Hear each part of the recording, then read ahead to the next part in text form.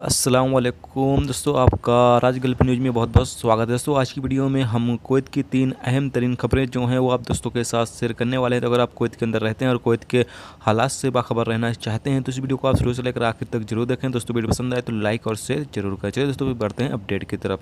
दोस्तों, पहली अपडेट ये है कि कुवैत के जलेब अल सुवैक इलाके में जो लोग फेरी लगाते हैं यानी कि सामान वगैरह लगाकर बेचते हैं, उनके खिलाफ कार्रवाई करते हुए 18 अफराद को जो है वो गिरफ्तार किया गया है। यानी कि 18 फेरी लगाने वालों को गिरफ्तार किया गया है, जो कि रेड मारा गया था। यानी कि अचानक वहां पर छापा मारा गया और जिसके नतीजे में जो लोग अपनी दुकानें पर मौजूद थे और वो दुकानें छोड़कर भाग ना सके, जिसकी वजह से उन्हें गिरफ्तार कर लिया गया है। और आगे आपको पता चलें कि कुवैत म्यूनसिपाल्टी जो है कुवैत के अलग अलग 6 गवर्नरेटों में जो भी दुकानें हैं उन तमाम दुकानों पर जाकर इस चीज़ की तहकीकात कर रही है कि वहाँ पर जो भी सामान बेचा जा रहा है क्या वो सही है या नहीं सही।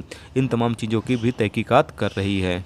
दोस्तों, अगली खबर ये है कि कुवैत वजारत दाखिला ने सिक्योरिटी एहलकारों को यानी कि जो लोग पुलिस वाला काम करते हैं उन तमाम लोगों को खबरदार किया है कि वो ड्यूटी के दौरान मोबाइल फ़ोन का यूज ना करें। यानी कि काम करते वक्त वो मोबाइल फ़ोन का यूज ना करें। अगर वो यानी ड्यूटी के दौरान मोबाइल फ़ोन का यूज करते हुए पकड़े जाते हैं तो उनके खिलाफ भी कार्रवाई की जाएगी, क्योंकि कुवैत का जो भी कानून है वो सभी पर लागू किया जाता है।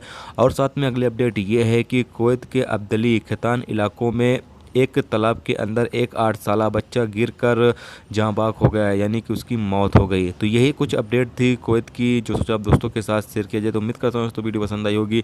पसंद आई हो तो लाइक और शेयर जरूर करें। चैनल पर नए हो तो चैनल को सब्सक्राइब करके साथ में बेल के आइकन को जरूर प्रेस कर दें, जिससे जब भी मैं कोई न्यू वीडियो डालूँ उसका नोटिफिकेशन आप दोस्तों को मिलता रहेगा। चलिए दोस्तों, मिलते हैं नेक्स्ट वीडियो में नेक्स्ट टॉपिक के साथ। जब तक रखिए अपना ख्याल रखिए। खुदा हाफिज़।